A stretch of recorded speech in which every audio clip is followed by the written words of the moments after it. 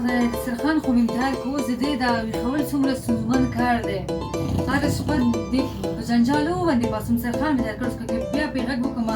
بیا به د خدای قهر شي خدای دا روژه مې په خیر سره زر خلاصه کړي چې دغه جنجالونو خو زه بېغمه شم پاسه ده پاسه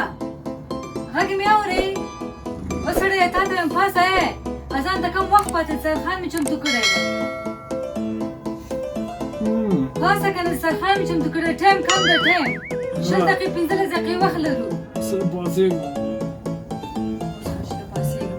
وزو په دې بله غږ وکړو ما زویه پاسه که نه اسیم زویه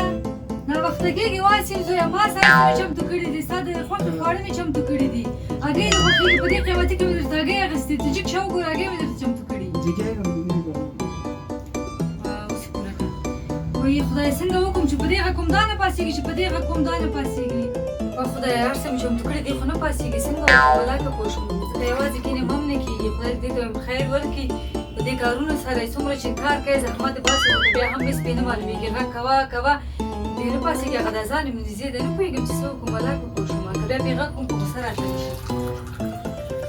هر څه خو چمتو دي زه بیا یې غږ وکړم چې خدای وکړي چې پاسېږي دې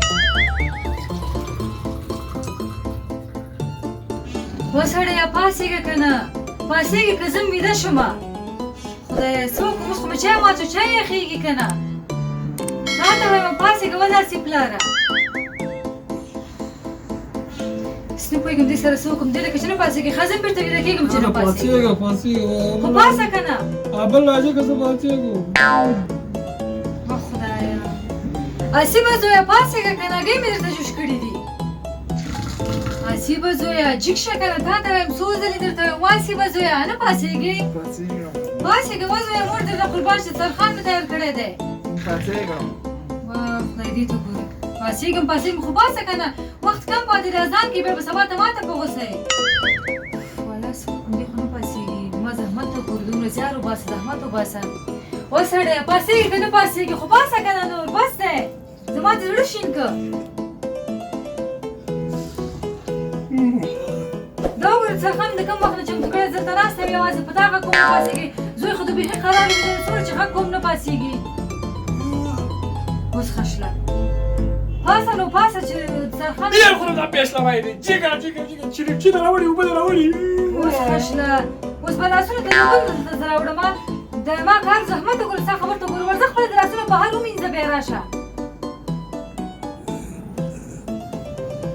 ورځه لاسونه د پاک صفا ومینځه بیا راځه کښېنه د سرخان واسیبه زویه د مور غږ دې نه اورې خو پاسه که نه کښېنه چې اوس د پلار د غږ کوم ګوره کښېنه ګوره چې هر څه مې چمتو کړي دي د یله بله خوشحالي دې ته ګوره بیا یې راته ځان واچو و داسې پلاره څه شوې پلاره راغلمه و داسې پلاره رش دا زوی د پاسه وه زه خو نور ستل کړم که نه دا پاسه یې که نه دا څه رقم اولاد دی دا څه رقم ژوند دی وسړیه دا زوی د پاسه یې که نه پاسې سبا ته بیا ما غوسه تا ته یم زوی د پاسه وه که نه دا څه کوې دا خو نه پاسې خو جګ شه پایسه به که نه زما په خبره نه کېږي ښایسته وکړو جګ شه مالکه جګ شه ناوخته ده 15 دقیقې اذان دې پاتې دي جګ شه که نه څه رقم انسان یې لکه د ما غوندې په یوه غږ راکښېنه تر اوسه خپله نه پاسېدلې خو داسې خالمخال مه کوه جګ شه سمې پاسه وه که نه پاڅېږه در شنه سم پاڅه والکه جګ شه که نه ناوخته ده 15 دقیقې پاتې دي څه رقم انسان یې یاره هغه دا روزه زه نیسم که ته ځواب زه خپل ورکوم پرېږده مړه لا